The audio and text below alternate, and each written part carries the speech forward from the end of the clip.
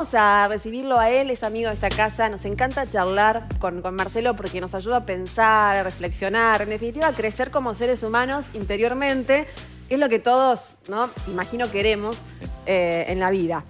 Marce Severio está para charlar sobre si es necesario generarnos espacios de ocio, ¿no? ¿Es necesario, más allá del trabajo, de la vida diaria, si hay que hacernos un apartado?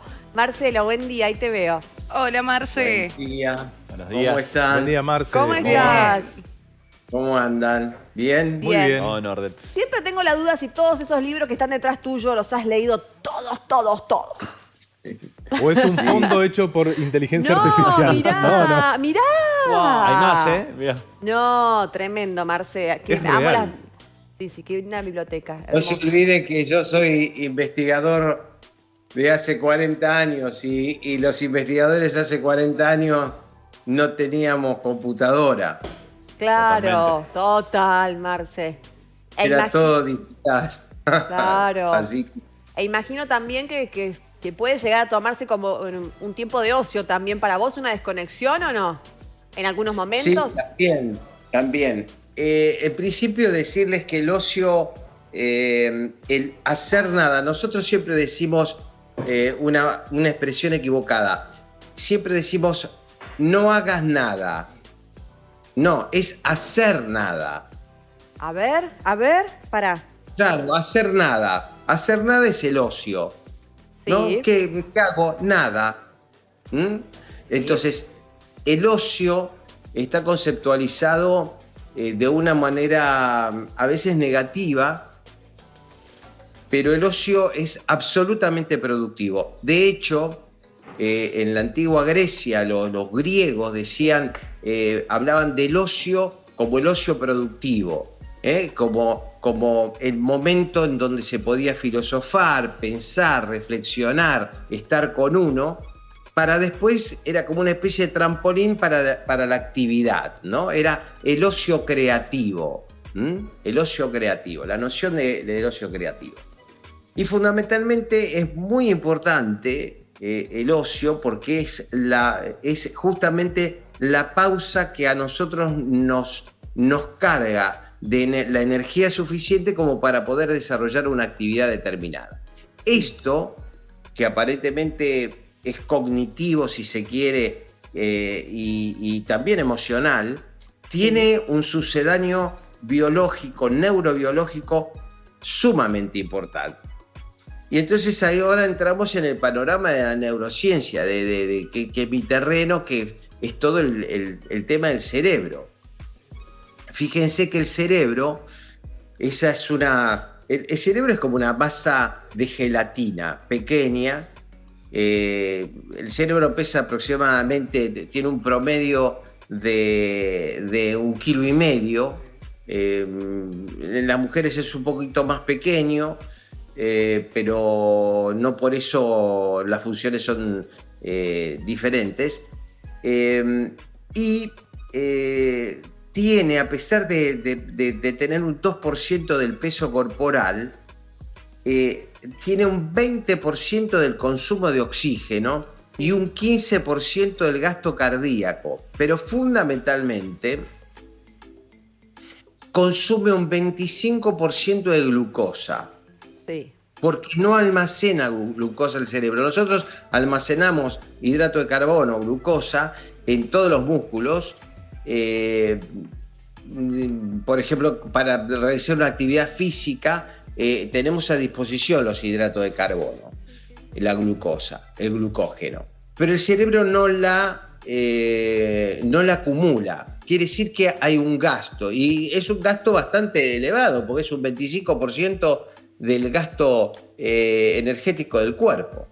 Entonces, aproximadamente a la hora y media, a las 2 horas, empieza a descender la cuestión del glucógeno. Cuando yo doy clase, por ejemplo, Sí. y doy un seminario de 8 horas, en general hago interrupciones a las 2 horas. Claro.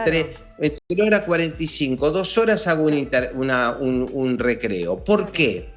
Eso tiene una razón fisiológica absoluta, porque empieza a descender la glucosa. ¿Y qué pasa cuando hay un déficit de glucosa. Empieza uno a Distraerse. dispersarse. Claro. Se dispersa. Claro. Se agota.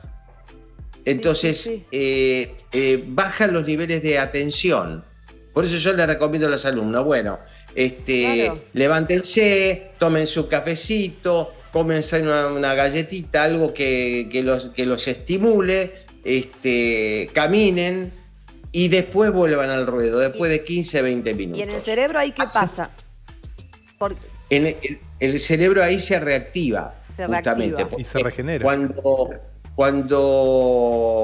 Cuando hay hipoglucemia, cuando bajan esos niveles de glucosa, Sí. aparecen situaciones de somnolencia, de dispersión, Sí. y de falta de atención. Por eso imagínense que hay hasta una razón fisiológica en donde nosotros tenemos que tomarnos ciertos espacios como de descanso.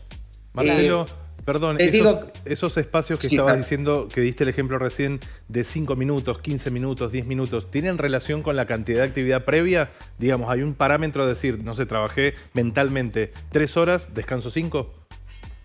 Claro, trabajás 2, tenés 5 más o horas menos o 15. 5 minutos. 5 minutos, digo.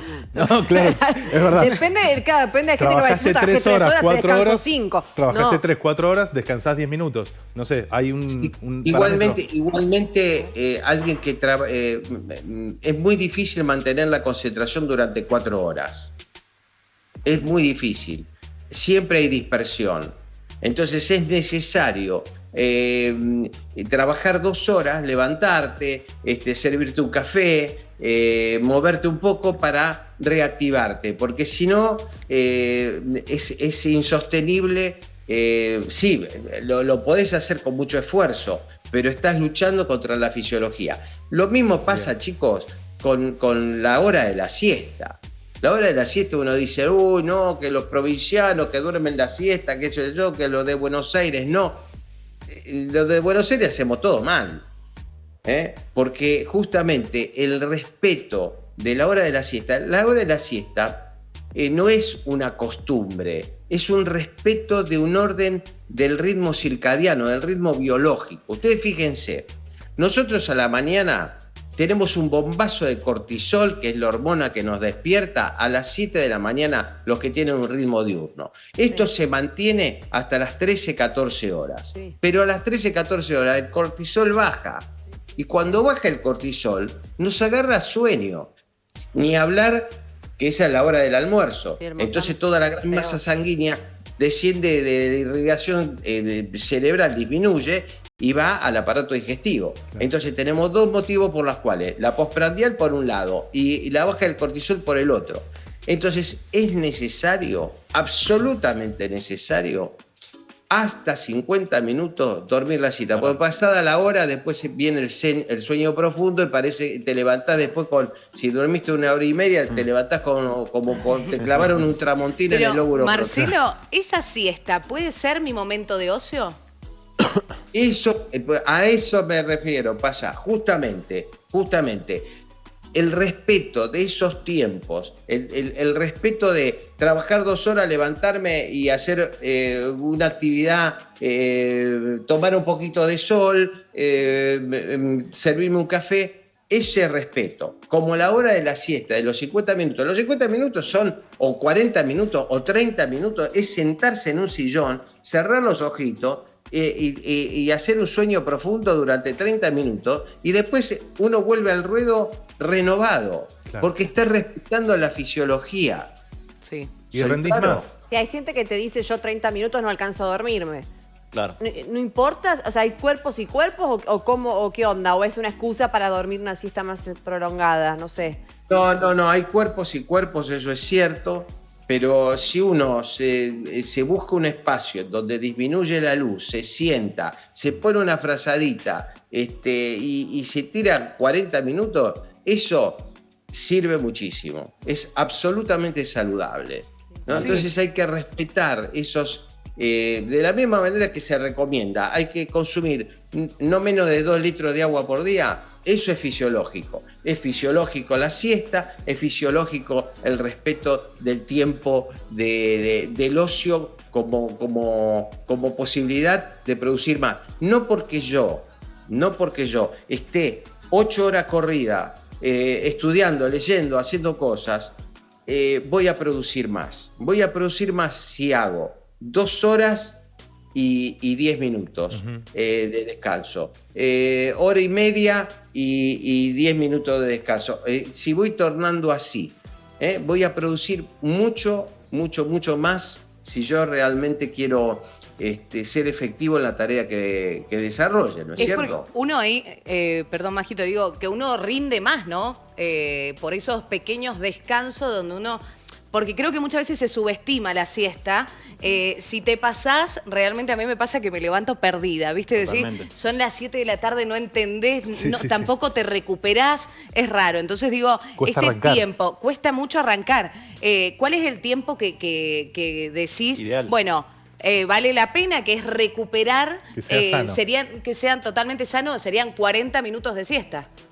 Sí, hasta 50 minutos, porque después viene el sueño REM, el sueño profundo, Claro. en donde hay movimiento ocular, etcétera, etcétera. Claro. Hay muchos mitos sobre el cerebro. Les voy a contar uno, por ejemplo. ¿Vieron que siempre se dice que nosotros utilizamos nada más que el 10% del cerebro? Sí. Sí. Eso es un gran mito. Un gran mito. Vieron que siempre se dice, uy, si nosotros utilizáramos, en vez del 10%, utilizáramos un 15%, doblaríamos cucharas, veríamos el futuro, seríamos clarividentes. Todo mentira. No, por... El cerebro lo utilizamos absolutamente todo. Y más desde que hay tomografías computadas y resonancia magnética donde te enchufan y vemos las distintas áreas del cerebro que se utilizan. Marce. Entonces, usamos todo el cerebro. Sí. Sí. Te iba a consultar, te sigo el día a día, pero ¿qué pasa cuando alguien no puede frenar? Porque, viste, labura un montón, es, no sé, es profesional, Trabaja de corrido, sí. trabaja de corrido, tiene trabajo en la casa, los chicos, la casa, la compra, un bolonqui. Y dice, bueno, me voy a tomar un tiempo de ocio energético recargado, me tomo el finde. ¿Eso es reparador? ¿Está bien usarlo de esa manera? Digamos, decir, bueno, no, me desconecto de 8 días full, pero bueno, hoy me tomo el domingo, o hoy me tomo el finde completo, no sé. Sí, eso es reparador y absolutamente saludable. Pero lo que yo los invito a pensar a todos es que lo que es necesario es resistematizar la vida. Es decir, resistematizar las costumbres. Porque por ahí, si yo 3 veces por semana voy a bailar zumba o voy al gimnasio o 4 veces por semana salgo 45 minutos a caminar a paso ligero, a escuchar la música que me gusta o simplemente a escuchar los pajaritos en el Parque San Martín, es maravilloso. Y entonces no voy a llegar arrastrado a decir necesito un fin de semana libre porque estoy hecho pedazos psicológicamente. Entonces es necesario resistematizarse y empezar a cambiar los hábitos.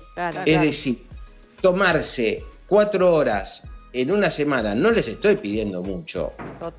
Ponerse los pantalones cortos, abrigarse un poco ahora que viene el frío y salir a caminar unos 45 minutos, ¿no? Eso ya es saludable, ¿no? ¿Por qué? Porque eso interviene en el espacio de ocio, en no pensar, interviene en la producción de endorfinas, en la producción de activación del BDNF, que son activación de las redes neuroplásticas. Hay un montón de beneficios que tienen que ver con el deporte. Entonces, es resistematizar la vida. Y recortito, Marce, antes de cerrar. Cuando se siente culpa, psicológicamente, ¿qué pasa? Cuando se siente culpa, la culpa es muy tóxica. Yo creo que hay que cambiar el término culpa por responsabilidad. Uno tiene que asumir responsabilidades si uno se equivocó. pero la culpa no está sirviendo si no hay una reparación clara. La culpa lo que produce nos llena de pensamientos negativos, los pensamientos negativos se traducen en baja de serotonina y suba de cortisol y nos estresan. Pero Marce, me refiero a cuando uno está en este ocio y sentís que estás perdiendo tiempo, te sentís mal porque estás pensando en todo lo que no estás haciendo. Esa listita de los pendientes que lo puedo hacer el lunes, pero bueno, si lo hubiese hecho el sábado, si hubiese ido el sábado al súper y mejor, pero estoy acá viendo la montaña, me siento mal. Por eso justamente acabo de hacerte un redondeo de lo que significa la culpa. Entonces, el momento en el cual yo creo que estoy teniendo ocio y estoy teniendo culpa y me estoy llenando de pensamientos negativos, etcétera, etcétera, resulta que él es el efecto contrario al que yo desearía obtener. Exacto. Con lo cual, volvemos. Lo que hay que hacer es una reingeniería de vida. Hay que sentarse y hay que hacer una replanificación. Esa replanificación a mí me posibilita tomarme los tiempos suficientes como para poder hacer mi deporte, hacer mi relajación mental, poder disfrutar y sin culpa, porque me he logrado reorganizar.